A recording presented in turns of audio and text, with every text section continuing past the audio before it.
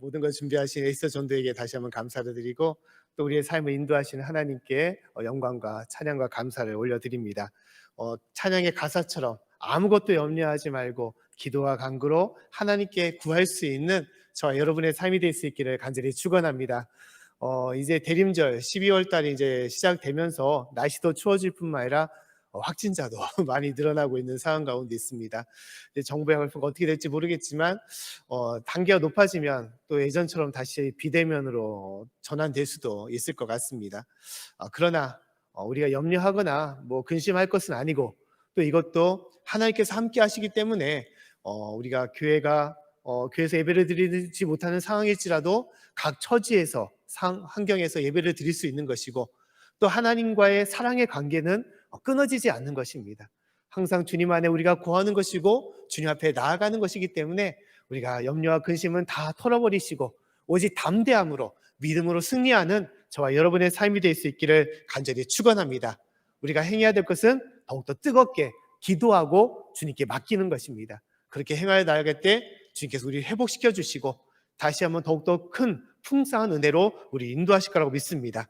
그 믿음으로 승리하는 저와 여러분의 삶이 될 수 있기를 간절히 축원합니다. 자, 오늘부터 대림절에 있는 이 대림절 묵상에 있는 요한계시록의 말씀을 같이 나누고자 합니다. 우리 요한계시록을 우리 어떻게 생각을 하고 계십니까? 요한계시록을 참 대부분 어렵다라고 보는 경우가 많습니다. 또 요한계시록 어떻게 바라보냐? 좀 무섭다, 좀 공포스럽다 라고 그렇게 생각하는 경우들이 많죠. 저도 어렸을 때 요한계시록을 어떻게 봤냐, 좀 어렵다라는 생각을 좀 많이 했습니다. 덧붙여 좀 힘들고 공포스럽다라는 느낌도 많이 받았습니다. 그 계기가 무엇이냐? 저는 어렸을 때 이제 성경도 이제 만화책으로 보는 경우들이 많이 있었는데 집에 만화로 된 성경책이 하나 있었습니다. 그 무슨 내용이냐? 요한계시록의 내용이었어요. 만화책이다 보니까 재밌겠다라고 딱 펼쳤는데 아니 희한한 그림들이 왜 이렇게 많은지 짐승들 또 뿔 달린 여러 가지 괴물들 같은 것이 있고 여러 가지 심판과 지옥불 같은 것들이 막 그려져 있는 것을 보고 이거 이런 내용이 다 있어 하고 내용도 안 보고 딱 덮어버렸던 그런 기억이 생각이 납니다. 그런 것처럼 요한계시록은 참 난해한 해석하기 참 어려운 우리가 성경의 말씀이다라고 우리가 대할 때가 있습니다. 또 이 말씀은 되게 무서운 말씀, 우리에게 임하는 진노의 말씀이라고 우리가 대하는 경우들이 많이 있습니다. 그래서 이 말씀은 요한계시록의 말씀은 점점 멀리해지게 되는 것이죠. 다른 말씀에 비해서 점점 가까이 하지 않고 또 제대로 우리 해석하지 읽지 않는 알지 못하는 그런 말씀으로 우리가 대할 때가 많이 있습니다. 근데 문제는 무엇이냐? 그 틈을 다른 단체나 악한 영들이 유혹을 하는 것이죠. 그 대표적인 것이 1단도와 3단도 아닌 2단이 그런 경우들이 많이 있습니다. 그 요한계시록의 말씀을 통하여 공포와 또한 두려움을 심어주고 그래서 마지막 이말 이 징조의 때 너희가 우리 품으로 들어오지 않는다면 우리와 같이 우리 단체에 들어오지 않는다면 너희는 심판을 받을 것이다. 멸망당할 거다라고 그렇게 협박을 하는 것이죠. 그래서 그 공포심을 통하여 그 믿음의 길을 흔들게 놓고 잘못된 길로 유혹을 하는 것입니다. 그렇기 때문에 우리는 어떻게 해야 되느냐? 이 요한의 계시록의 말씀을 멀리 할 것이 아니라 잘 봐야 되는 것입니다. 할렐루야! 잘 알아야 되고 잘 해석해야 되고 잘 말씀에 심어야 되는 것입니다. 그래서 이 대림절 기간에 이 연말에 이 묵상집을 통하여 우리가 요한계시록의 말씀을 정확하게 이해를 해야 되는 것이고 또 요한계시록을 통하여 주시는 하나님의 참된 그 깊은 뜻과 은혜를 또한 나눌 수 있는 저와 여러분의 삶이 될 수 있기를 간절히 축원합니다. 또한 요한계시록의 이 기간 동안에 이단들이 행하는 잘못된 성경의 풀이, 성경에 대한 잘못된 것들을 한번 짚어보면서 비교하면서 우리가 온전한 하나님의 말씀을 잘 이해할 수 있는 그런 시간들이 될 수 있기를 간절히 축원합니다. 자, 먼저 이 1장 말씀에 보면 요한계시록을 우리가 어떻게 해석을 해야 되느냐? 잘 해석하기 위해서는 그 당시 하나님께서 왜 요한계시록의 말씀을 주셨는가? 그것을 우리는 알아야 되는 것입니다. 그래서 그 당시의 상황을 우리는 둘러볼 필요가 있는 것이죠. 그래서 오늘 말씀에 보면 하나님께서 요한계시록을 누구에게 주셨는가? 오늘 말씀 보면 1절 말씀에 다음과 같이 얘기를 하고 있죠. 우리 1절 말씀을 같이 한번 읽어보도록 하겠습니다. 자, 시작. 예수 그리스도의 계시라 이는 하나님이 그에게 주사 반드시 속히 될 일을 그 종들에게 보이시려고 그 천사를 그 종 요한에게 보내어 지시하신 것이라. 아멘. 자, 사도 요한에게 하나님께서 요한계시록의 말씀을 천사를 통하여 주셨다라고 말씀하고 있습니다. 사도 요한은 당시의 초대교회를 대표하는 성도의 모습을 가지고 있다는 거예요. 특히 9절 말씀 보면 사도 요한을 자신을 무엇이라고 어떻게 해석하고 있느냐, 다음같이 말씀하고 있습니다. 우리 9절 말씀을 한번 읽어보겠습니다. 자, 시작. 나 요한은 너희 형제요 예수의 환난과 나라와 참음에 동참하는 자라. 하나님의 말씀과 예수의 증거를 인하여 반모라 하는 섬에 있었더니. 자, 사도 요한이 어떻게 얘기하고 있습니까? 나는 예수의 환난과 나라와 참음에 동참한 자다라고 말씀하고 있습니다. 당시에 임했던 여러 가지 핍박과 환난들, 믿음의 성도들에게 임했던 그 모든 어려움들 가운데 있었던 이가 바로 사도 요한이라는 거예요. 당시에 있었던 모든 성도들이 그 어려움에 있었다는 것입니다. 특히 오늘 말씀 보면 하나님의 말씀과 예수의 증거로 인하여 어떻게 됐냐? 반모라 하는 섬에 있었다라고 말씀을 하고 있는 것이죠. 자, 반모라는 섬은 어떤 섬이냐? 사도 요한이 휴양차, 그가 쉬기 위해서 갔던 섬이냐? 그것이 아니라는 거예요. 그 섬은 어떤 섬이냐? 바로 감옥이라는 것입니다. 하나님을 믿었던 믿음의 성도들을 다 잡아다가 체포했다가 가다 놓은 감옥이 바로 이 반모라는 섬이라는 거예요.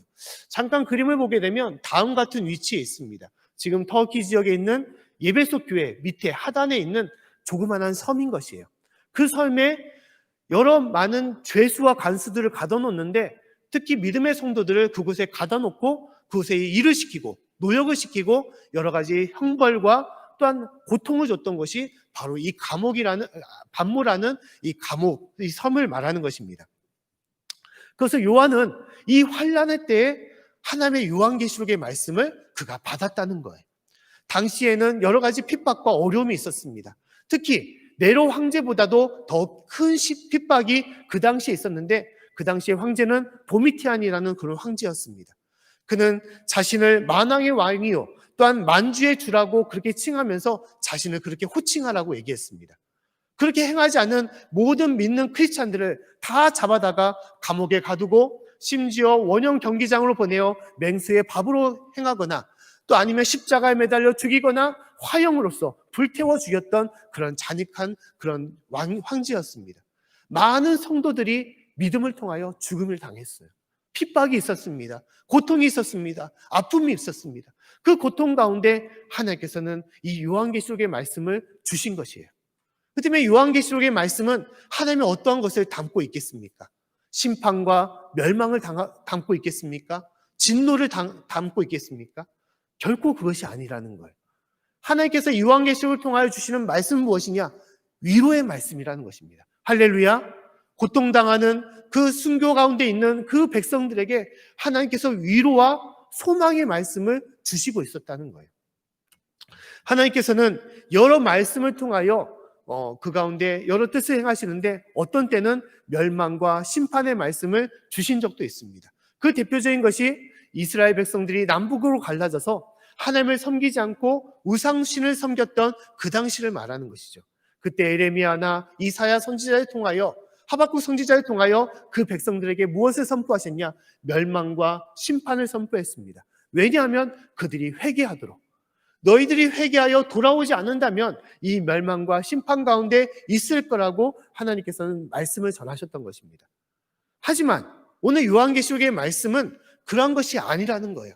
그들은 믿음을 지키고 끝까지 그 믿음의 끈을 잃지 않으려고 순교의 장까지 죽음 앞에까지 그들이 나아가고 있었던 것입니다.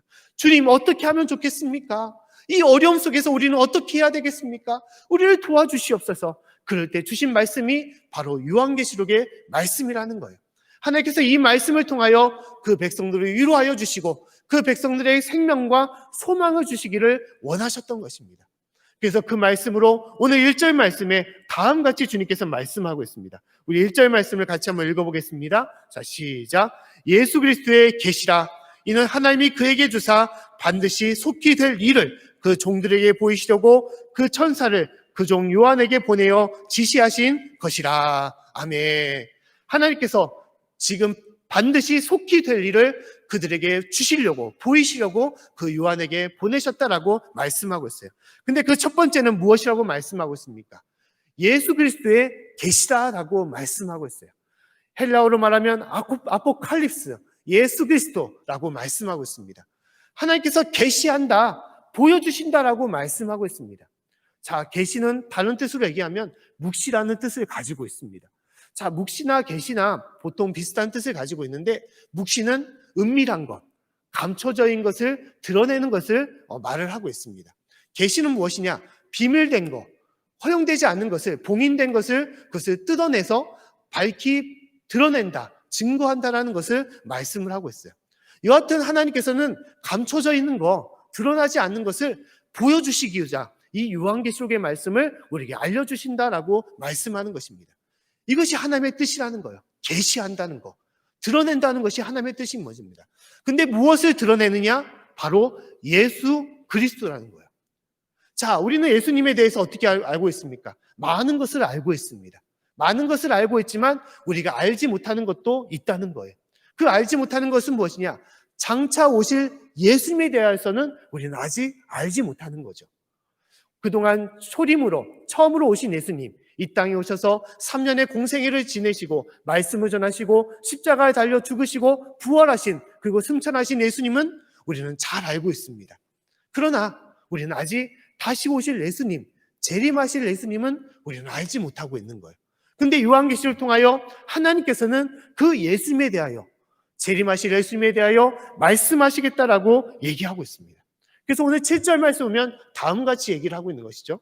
우리 7절 말씀을 같이 한번 읽어보겠습니다. 자, 시작. 볼지어다 구름을 타고 오시리라. 각인의 눈이 그를 보겠고 그를 찌른 자들도 볼 터이요 땅에 있는 모든 족속이 그를 인하여 애곡하리니 그러하리라. 아멘. 자, 요한계시록 이 서두에서, 이 1장의 말씀에서 하나님께서는 바로 말씀을 하고 있는 것이죠. 예수 그리스도를 계시하겠다라고 말씀하시면서 그 예수님은 너에게 오실 것이다. 구름을 타고 오실 것이다. 그리고 만민들이 그 예수님을 볼 것이다 라고 말씀을 하고 있는 것입니다. 이것이 우리에게 임하시는 예수님이라는 거예요. 자, 이 말씀을 듣고 당시에 있는 초대 교인들, 성도들은 어떠한 마음을 가지겠습니까? 어떠한 마음을 갖고 있을까요? 지금 힘들고 어렵고 삶에 있어서 많은 고통과 두려움과 공포 속에 있는데, 그들이 요한계시록의 말씀을 듣고 그들이 느꼈던 것은 바로 생명과 소망과 위로였다는 거예요. 하나님, 주님께서 이 땅에 오신다니, 주님께서 이 악한 세상에, 이 거짓된 세상, 이 세상에 우리를 탄압하고 우리를 죽이려고 하는 이 권세의 세상에 주님께서 오셔서 이 땅을 다스리신다니, 할렐루야, 주님 오시옵소서. 그들은 소망과 기쁨으로 이 말씀을 받아들였다는 것입니다. 요한계시록은 심판과 멸망을 말씀을 하지만 이것이 하나님께 주시는 말씀이 아닌 거예요. 심판과 멸망은 믿지 않는 이들, 심지어 예수님을 찌르고 예수님을 배신하고 예수님을 저주하고 예수님을 믿지 않는 이들에게 임하는 것이지만, 믿는 이들, 끝까지 믿음을 지켜서 하나님께 나아가는 이들에게는 하나님의 평강과 기쁨과 은혜가 있음을, 하나님의 권세의 능력이 그 가운데 있음을 말씀하는 것입니다. 그 순교의 장 가운데 초대 교인들에게 주셨던 생명의 말씀이 바로 요한계시록의 말씀이며, 또한 그 위로의 말씀과 소망의 말씀임을 우리가 믿을 수 있기를 간절히 축원합니다. 하나님께서는 지금 이 순간에도 요한계시를 통하여 우리에게 그와 같이 말씀하고 있는 거예요. 주님께서 다시 오실 때 이 땅이 하나님의 나라가 되는 것이고, 이 땅이 하나님께서 다스리시는 나라가 되는 것이고, 주님의 모든 백성들은 주님과 함께하고 있음을 우리에게 선포하시는 것입니다. 진실로 주님 오시는 그날까지 그 믿음으로 주님께 나아갈 수 있기를 간절히 축원합니다. 그래서 오늘 이 재림의 예수님을 우리가 바라보면서 우리가 한 가지 짚어가야 될 것은, 사단, 이단들이 어떻게 이 재림의 예수님을 오역하고 잘못 해석하는지, 그것을 우리는 비교해 볼 필요가 있습니다. 첫 번째, 세 가지에 대해서 우리가 살펴볼 것이 있는데, 첫 번째는 이 이단들이 어떻게 재림 예수님에 대해서 오역을 하고 있느냐. 맨 먼저 그날과 그때를 자기들은 알고 있다라고 얘기를 하고 있다는 것이죠. 자, 36절 말씀 오면 하나님께서 우리에게 다음과 같이 말씀하고 있습니다. 말씀을 제가 읽어드리면, 그러나 그날과 그때는 아무도 모르나니 하늘의 천사들도 아들도 모르고 오직 아버지만 아시느니라 라고 말씀하고 있습니다. 자, 예수님께서 오실 그때는 누구만이 아신다는 것입니까? 하나님만이 알고 있다는 거예요. 하나님은 그 누구에게도, 천사들에게도 그 날을 알려주지 않는다는 거예요. 근데 이단들은 어떻게 합니까? 이단들은 우리는 하나님께서 직통으로 계시받았다라고 얘기를 하고 있어요. 성경에 쓰여지지 않지만 하나님께서는 우리에게 특별 계시로 우리를 알려주셨다라고 말씀을 하는 것입니다. 그리고 그 날과 그때를 정해서 속히 자기들만 믿고, 자기들처럼 믿고 자기들께 나오라라고 얘기를 하는 것이죠. 모든 것을 다 버리고 자기들께 오라라고 얘기를 하고 있습니다. 많은 이단들이 그와 같이 유혹을 했습니다. 그와 같이 많은 때를 정해놓고 유혹을 했던 거예요. 그 대표적인 것이 1992년도에 있었던 다미 선교였죠. 그날 10월 달경에 어느 날을 정해놓고 휴거할 것이다. 하나님께서 우리를 불러서 우리를 들어 올리실 것이다. 그 때문에 속히 우리와 함께하고 믿고 기도하자라고 얘기했어요. 많은 방송국에서 방송을 했지만 어떻게 됐습니까? 그런 일은 이루어지지 않았던 것이죠. 이루어지지 않았습니다. 왜냐하면 거짓이기 때문에, 거짓이고 이것은 허황된 것이기 때문에 이루어지지 않은 것입니다. 어떠한 날도 하나님께서는 오직 하나님만 알고 계시고 그 날을 알려주지 않습니다. 오직 우리에게는 무엇을 알려주시냐? 징조만을 알려주시는 거죠. 징조. 그 날이 이루어지는 가까워질 징조를 알려주시고 어떻게 하냐? 깨어 기도하라라고 말씀하고 있습니다. 준비하라라고 말씀하고 있어요. 속히 오늘 그날에 너희가 마음의 준비를 하여 다섯 처녀처럼 너희가 기름 등잔을 준비하고 주님을 맞을 준비하라라고 말씀하고 있는 것입니다. 오직 그날만은 하나님께서 알려주지 않으시고 우리는 그날을 언제 이루어질지 그날을 우리는 대비하여 믿음의 끈을 붙잡고 나아가라라고 말씀하는 것입니다. 자, 두 번째로 이단들이 우리를 회방하는 것은 무엇이냐? 시한부 종말론이 아니라 이번엔 조건적 종말론을 또한 이야기합니다. 조건적 종말론은 무엇이냐? 하나님께서 구원하는 백성은 정해져 있다. 그리고 그 숫자는 미리 알려줬다라고 말하고 있습니다. 그 숫자는 어떤 숫자냐? 14만 4천을 얘기하는 것이죠. 14만 4천. 자, 요한계시록 14장 3절 말씀 보면 다음 같은 말씀을 하고 있습니다. 자, 말씀을 읽어드리면 저희가 보좌와 내 생물과 장로들 앞에서 새 노래를 부르니 땅에서 구속함을 얻은 14만 4천인 밖에는 능히 이 노래를 배울 자가 없더라.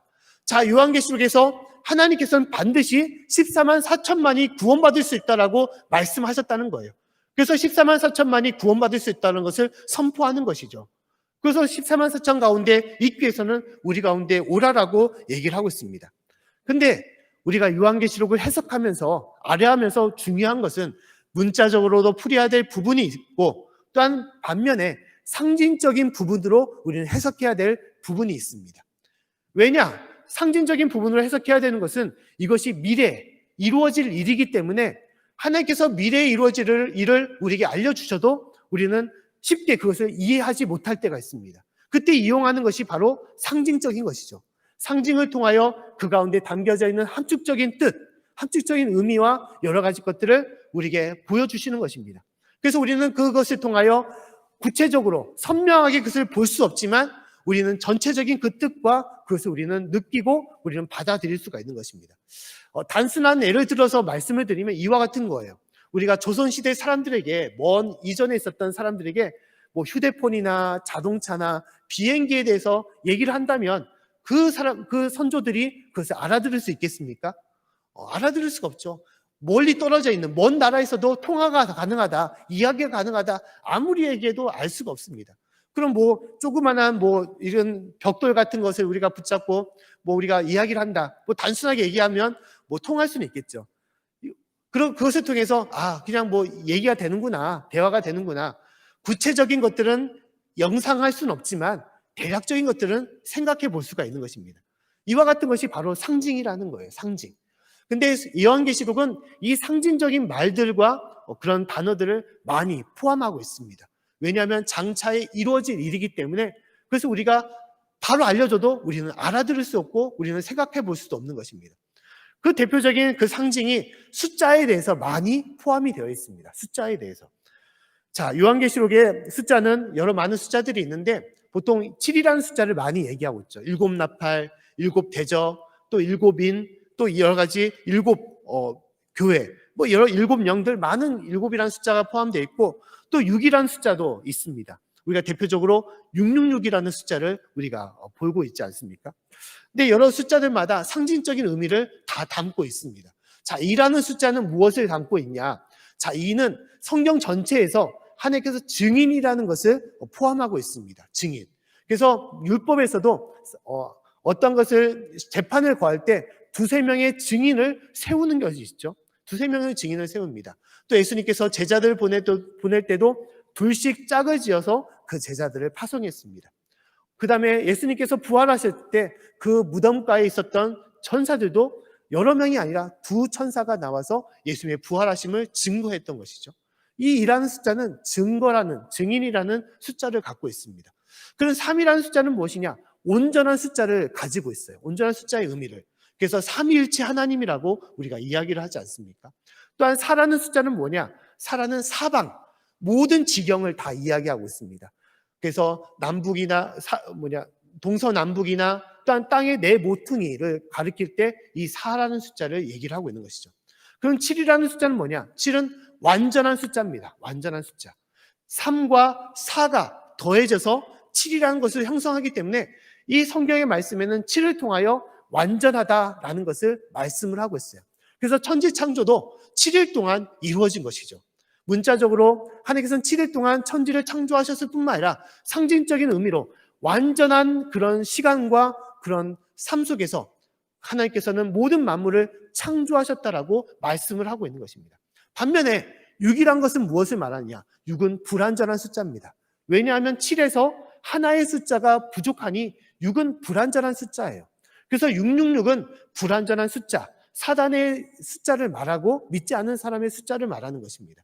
그래서 보통 우리가 얘기할 때 666의 숫자가 미래에는 뭐 이마나 아니면 손목에다가 바코드처럼 찍혀가지고 악마의 표시로 그렇게 새겨진다라고 얘기를 하고 있죠. 그래서 바코드, 생체에다가 바코드 찍는 것을 하지 말아라, 그런 얘기들을 참 많이 했습니다. 근데 문자적으로 볼 수도 있지만 더 깊게는 그 가운데 있는 이런 불완전한 숫자로서 666을 생각해 봐야 된다는 거예요. 숫자 그대로보다는 악마, 어떤 믿지 않는 또한 사단의 그런 무리로 그렇게 생각해 볼 필요가 있는 것입니다. 또한 10이라는 숫자를 우리는 생각해 볼 수 있습니다. 10이라는 숫자는 2라는 수고 완전한 수입니다. 그래서 12는 3 곱하기 4가 12가 되는 것이죠. 그래서 12지파 또 12제자가 이와 같은 의미를 가지고 있습니다. 또 10은 통일된 수, 세상의 만수를 얘기하고 있어요. 그래서 열흘 동안의 환란과 또한 열 멸류관, 열 왕을 그렇게 대표를 하고 있습니다. 또한 1000은 무엇이냐? 10의 세제곱이기 때문에 오랜 기간, 1000년 왕국을 그렇게 말하는 것이죠. 1000년 동안 있는 왕국이 아니라 영원한 세상과 나라를 말씀을 하고 있는 것입니다. 그럼 14만 4천은 무엇입니까? 14만 4천은 12 곱하기 1000을 말하는 거예요. 12는 완전한 숫자고 그것을 다시 제곱하여 또한 1000의 오랜 기간을 더하는 숫자가 14만 4천입니다. 그래서 14만 4천은 완전하며 최대한의 숫자를 말하는 거예요. 최대한의 숫자. 14만 4천 숫자만 말하는 것이 아니라 모든 백성을 말하는 것입니다. 모든 백성. 하나님께서는 14만 4천을 구원하신다는 것은 무엇을 말하는 것입니까? 모든 인류, 모든 백성들, 하나님을 섬기고자 하는 모든 백성들을 하나님께서는 구원하시겠다라고 말씀을 하고 있는 것이에요. 자, 모든 인류의, 지금 현 인류의 숫자는 몇이냐? 70억에서 80억 정도 된다고 합니다. 근데 하나님께서는 그 인구수에서 14만 4천만을 구원하시겠다? 이것은 말이 안 되는 것이죠. 말이 안 됩니다. 우리나라 인구수만 해도 5천만 명이 넘고, 심지어 이 용인의 숫자도 100만이 넘어섰는데 14만 4천만 구원하시겠다. 이것은 하나님을 연약한 하나님, 나약한 하나님을 만들고 엉터리 하나님을 만드는 거예요. 이것은 참으로 성경의 말씀을 바르게 보지 못하는 것입니다. 근데 이단들은 어떻게 합니까? 14만 4천을 얘기하면서 14만 4천을 대기 위해서 우리한테로 와라. 우리한테로 오라라고 얘기하는 거예요. 가정을 다 포기하고 일터도 다 포기하고 세상의 모든 것들 포기하고 다 우리한테로 와서 우리 가운데 같이 구원받자라고 얘기하는 거예요. 하나님은 절대로 그러신 분이 아니라는 것입니다. 예수님께서 그 핏값으로 우리를 구원하시고자 하는 것은 모든 백성들, 믿고자 하는 모든 백성들을 다 구원하시고자 하는 하나님의 말씀이고 마음인 것입니다. 또 하나님은 잃어버린 한 영혼을 위하여, 한 양 한 마리의 영혼을 위하여 애타게 찾으시고 구원하기를 원하시는 분이시라는 것을 말씀하고 있는 거예요. 그 하나님의 그 말씀을 우리는 익히 알아야 되는 것이고, 진실로 모든 영혼들을 구원하시고자 하는 그 뜻이 이 가운데 있음을 우리는 알아야 되는 것입니다. 마지막으로 이단들이 유혹하는 것은 무엇이냐? 재림 예수에 대해서 유혹을 하는 것입니다. 자, 말씀을 보시면 마태복음 말씀에 다음 같은 말씀이 있습니다. 자, 동방에서, 자, 계시록 7장 2절 말씀에 다음 같은 말씀이 있는데, 제가 말씀을 읽어드리면, 또 봄에 다른 천사가 살아계신 하나님의 인을 가지고 해 돋는 데로부터 올라와서라고 얘기를 하고 있습니다. 그래서 해 돋는 데를 이단들은 무엇이라고 했냐? 동방의 나라, 동방 A지국인 우리나라를 말하는 거예요. 우리나라에서 재림 예수가 임할 것이다 라고 얘기를 하고 있습니다. 근데 동쪽은 그런 의미를 가지고 있지 않습니다. 동서남북에서 동쪽은 해가 일어나는 곳이고 가장 신령한 곳을 말하는 것입니다. 그래서 성막과 성소도 그 출입문은 어디다 두고 있냐? 동쪽을 두고 있다는 거예요. 우리나라가 아니라 동쪽이라는 그 방향을 지시하는 것입니다. 하나님께서는 그러한 의미로 얘기를 하는 것이지 우리나라에서 재림 예수가 일어날 거라고 말하지 않습니다. 특히 재림 예수를 얘기하면서 오늘 말씀에 있는 1장 7절 말씀을 다음같이 얘기를 하고 있어요. 1장 7절 말씀에 볼지어다 구름을 타고 오시리라 라고 얘기를 하고 있지 않습니까? 근데 구름을 타고 오신다라는 것을 어떻게 얘기하느냐? 그들이 얘기하기를 모든 사람들이 다 봐야 되는데 어떻게 예수님께서 구름을 타고 오실 수 있느냐? 야, 예수님께서 손오공이냐? 어떻게 그런 일이 있을 수 있냐? 이것은 그런 얘기가 아니다. 그런 문자적으로 볼 것이 아니라 구름을 타고 온다는 것은 무엇을 말하느냐? 예수님은 영으로서 이 땅에 오는 것이고, 구름은 무엇을 말하냐? 그 영을 감싸고 있는 것을 말한다라고 얘기를 하고 있어요. 그래서 그 대표적인 그 말씀이 모세가 시내산에서 하나님의 말씀을 받을 때 하나님께서 어떻게 임하셨냐? 그 산을 구름으로 에워쌌다라고 얘기를 하고 있어요. 그래서 그 구름은 하나님의 영을 에워싸는 거, 감추는 거, 하나님의 영을 담는 것을 말한다라는 것을 말하고 있습니다. 그래서 그것을 어떻게 또한 연결하냐? 그 구름을 이 땅에 있는 육체를 말하는 거예요. 육체. 하나님의 영으로 오시는데 그 영을 담을 수 있는, 영을 가릴 수 있는 육체가 이 땅에 있다. 그 육체는 바로 이 땅에 임하는 재림 예수다는 거예요. 그리고 그 육체는 누구를 말하는 것이겠습니까? 교주를 말하는 것이죠. 교주입니다. 이단의 교주예요. 하나님 예수님께서는 이 땅에 영으로 오셔서 그 교주의 영혼에 함께하여서 그 교주가 이 땅에 재림 예수고 보혜사가 되는 것이고 이긴 자가 되고 생명나무가 된다라고 얘기를 하고 있어요. 이것은 허황된 겁니다. 완전 허황된 거예요. 예수님은 무엇을 말씀하시냐? 이 땅에서 승천하신 그대로 예수님께서는 그 모습 그대로 이 땅에 오신다라고 말씀하고 있어요. 예수님께서 승천하실 때는 어떻게 승천하셨습니까? 구름을 타고 승천하셨다라고 말씀하고요. 그 500명이나 되는 그 무리들에게 천사가 와서 말하기를 너희가 승천하신 예수님을 왜 이렇게 바라보고 있느냐? 예수님은 그 모습 그대로 이 땅에 다시 오실 것이다라고 사도행전에서 말씀하고 있습니다. 예수님은 그 육신 그대로 이 땅에 오셨던 것처럼 승천하신 것처럼 그대로 오신다라고 말씀하고 있습니다. 재림 예수는 어떠한 다른 모습과 다른 형태로 나타나시는 분이 아니라는 거예요.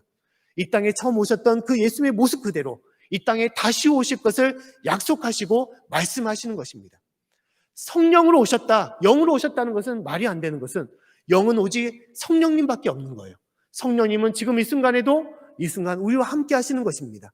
근데 성령님이 계시는데 영으로 오신다는 것은 말이 안 되는 것이죠. 오직 예수님은 이 땅에 오셨던 그 모습 그대로 우리 가운데 임하시는 것입니다. 그 때문에 이 구름이라는 것을 우리가 해석할 때 구름은 문자 그대로 예수님께서 승천하셨던 그대로 오시는 것이고 또한 상징적인 의미를 더 부여한다면 이 구름은 영광을 말하는 것입니다. 영광을 말하는 거예요. 자, 구름을 타고 오셨다. 뭐 손오공처럼 그렇게 타고 오실런지 어떻게 오실런지는 우리는 익히 알 수 없지만 달리 보면 구름을 탄다는 것은 그 구름 가운데 구름을 거느리고 오시는 것을 또한 얘기할 수 있을 것입니다. 근데 그 구름은 구체적으로 상징적인 의미를 무엇을 담고 있냐? 구름은 하늘의 영광을 담고 있습니다. 하늘의 영광. 하늘의 권세와 하늘의 나라를 담고 있어요. 하나님께서 예수님께서 그 구름 가운데 임하는 것은 모든 하늘의 영광과 나라와 권세를 다 거느리시고 짊어지시고 이 땅에 오심을 말씀을 하고 있는 것입니다. 이것이 재림 예수의 모습이라는 거예요. 자, 예수님께서 처음 이 땅에 오셨을 때 예수님의 모습은 어떤 모습이냐? 온유하고 겸손한 모습이었습니다.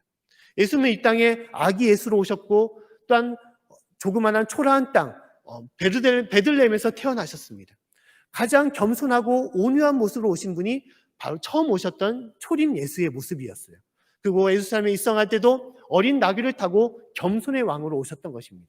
왜냐하면 우리를 구원하시기 위하여 십자가에 달려서 우리를 대신하여 어린 양처럼 희생하기 위하여 이 땅에 오시고 우리를 구원하신 것입니다.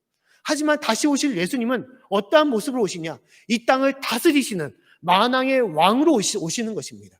이 땅에 있는 악한 것들을 다 제하여 버리시고 거짓된 것들을 다 끊어버리시고 사단 마귀 악한 년들 다 물리치시고 주님께서 통치하시는, 주님께서 다스리시는 그 왕으로 이 땅에 오시기 때문에 모든 하늘의 영광과 나라와 권세를 다 주님께서는 가지시고 이 땅에 오심을 말씀을 하고 있는 것입니다. 그렇기 때문에 구름을 타고 이 땅에 오신다라고 주님께서는 말씀을 하고 있는 것입니다. 사랑하는 성도 여러분, 주님께서 이 땅에 오시는 재림 예수는 그러한 의미를 갖고 있음을 우리는 속히 알아야 되는 것입니다. 바르게 알아야 되는 거예요. 사단의 그 잘못된 것과 그 모든 것들을 우리는 정확하게 구별하여 하나님의 참된 뜻을 우리는 받아들여야 되는 것입니다. 그 때문에 당시에 이 초대교회의 재림 예수, 이 땅에 오신 예수님은 놀랍고 소망적이고 아름다운 것입니다. 지금 이 세상은 힘들고 눈물과 고통과 절망밖에 없지만 주님께서 오시는 그날에는 이 모든 눈물을 다 주님께서 닦아주시고 이 세상을 새하늘과 새 땅으로 변화시켜 주신다는 그 소망으로 주님을 바라보며 나아가는 것입니다. 그래서 이 초대교회의 이 사도 요한과 모든 성도들은 오직 주님 오시는 그날만을 바라보며 그날만을 소망하며 나아가는 것입니다. 그래서 요한계시록은 특별히 강한 위로와 그 소망의 말씀을 담고 있는 것입니다. 우리가 등산을 하게 되면 이런 경우들을 참 많이 보게 됩니다. 우리가 서로 인사하면서 얘기하는 경우들이 있죠. 등산할 때 올라가면서 내려오는 분들에게 다음과 같이 얘기합니다. 저 고지 끝에까지 올라가려면 어느 정도 더 올라가야 되냐라고 물어보게 되죠. 그러면 이제 상대방이 뭐라고 대답을 합니까? 조금만 올라가면 된다라고 얘기를 해요. 조금만 올라가면 된다. 근데 조금만 올라가면 됩니까? 좀 더 올라가야 되죠. 그렇지만 그 이야기가 그 말이 참 힘이 됩니다. 참 힘이 돼요. 조금만 올라가면 그래도 이제 금방 도착하겠구나 라고 다시 한번 힘을 내서 올라가게 되는 것이죠. 위로가 되고 소망이 되는 것입니다. 또 가다 보면 이정표가 있습니다. 이정표마다 몇 미터, 이제 고지가 몇 미터 남았다라고 표시를 하고 있죠. 조금씩 거리가 줄어드는 것을 보면서 다시 한번 힘을 내고 올라갈 수가 있는 것입니다. 근데 요한계시록은 그와 같은 거예요. 그와 같은 것입니다. 주님 참 힘듭니다. 주님 참 어렵습니다.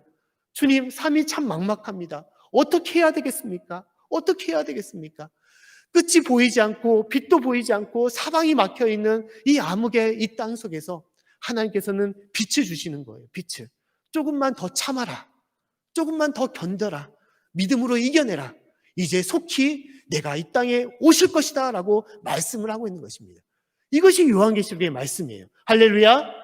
주님께서는 그러한 말씀을 이스라엘 백성들과 또 지금 우리 가운데 말씀을 하는 거예요. 너희가 믿음으로 참고 견디고 나아갈 때 주님께서는 너희를 맞이하고 너희를 이끌어 주실 것이다. 이 날은 반드시 이루어지는 것입니다. 속히 이루어지는 거예요. 그날이 언제 이루어질지는 알지 못하지만 반드시 이루어지는 것입니다. 그날이 내가 살아있을 때 하나님께서 재림으로 이 땅을 임할 수도 있는 것이고 내가 죽음 이후에 그러한 일들이 일어날 수도 있는 것입니다. 내가 먼저 죽음 이후에 하나님을 먼저 바라볼 수도 있는 것이죠. 하지만 그날은 어떻게 되냐? 반드시 이루어진다는 거예요. 그날은 또한 속히 이루어진다는 것입니다. 우리가 살다 보면 죽음이 언제 올지 모릅니다. 하지만 죽음은 모든 사람들에게 임해요. 그리고 죽음 이후에는 영원한 안식과 믿는 자들에게 천국이 임하는 것입니다. 우리는 그날을 어떻게 해야 됩니까? 소망하며 살아가야 되는 거죠. 소망하며 살아가야 되는 것입니다. 그날을 바라보며 나아가는 것입니다. 그날을 꿈꾸며 우리는 살아가야 되는 것입니다. 주님, 아직 멀었습니다. 내가 계획할 것들이 있고 내가 해야 할 일들이 많은데 주님, 아직 멀었습니다. 그러한 것이 아니라는 거예요.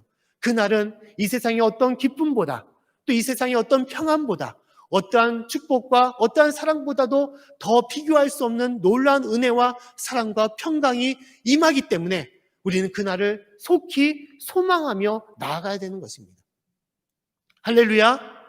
우리가 그 가운데 임하는 것이죠.